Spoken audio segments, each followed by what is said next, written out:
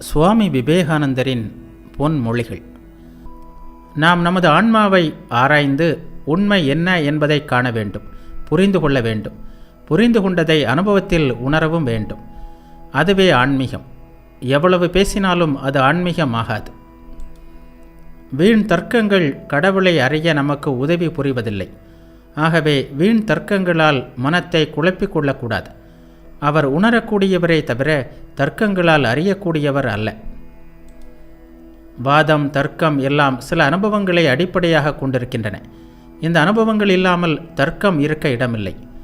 நாம் ஏற்கனவே அனுபவித்த சில உண்மைகளை ஒப்பிடுவதே தர்க்கம். இப்படி அனுபவித்த இந்த உண்மைகள் ஏற்கனவே இல்லை என்றால் தர்க்கத்திற்கு இடமில்லை. ஒவ்வொரு மதமும் நம்பிக்கையை வற்புறுத்துகிறது. இந்த கண்மூடித்தனமான நம்பிக்கை சந்தேகமில்லாமல் ஆட்சேபத்திற்கு உரியதுதான்.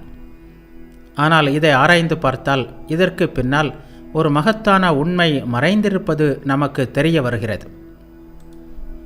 இன்பங்களை அனுபவிக்க வேண்டும் என்ற ஆசைகளை வெற்றி கொள்ளாமல் உள்ளத்தில் உண்மை பிரகாசிக்காது.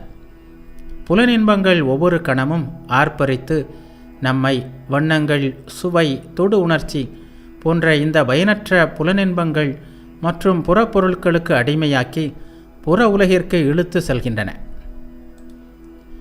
மனிதனின் முன் பூரணத்துவம், இன்பம் ஆகிய இரண்டு லட்சியங்களும் வருகின்றன. அறிவாளி இரண்டையும் ஆராய்ந்து ஒன்றிலிருந்து மற்றொன்றை வேறுபடுத்தி அறிகிறான். இன்பத்தை விட பூரணத்துவமே உயர்ந்தது என்று அறிந்து பூரணத்துவத்தையே அவன் தேர்ந்தெடுக்கிறான். சொர்க்க வாழ்க்கை இந்த உலக வாழ்க்கையிலிருந்து அதிகம் வேறுபட்டதாக இருக்காது. மிஞ்சி போனால் சொர்க்க வாழ்க்கை என்பது ஆரோக்கியமான செல்வந்தன் ஒருவனுடைய வாழ்க்கையைப் போல்தான் இருக்கும். வேதங்களின் சம்ஹிதை பகுதிகளில் காணப்படும் மிக பழைய கருத்து சொர்க்கத்தை பற்றியதே. அந்த சொர்க்கத்தில் உள்ளவர்கள் ஒளி பொருந்திய உடலுடன் பித்ருக்களோடு வாழ்வதாக சொல்லப்பட்டிருக்கிறது.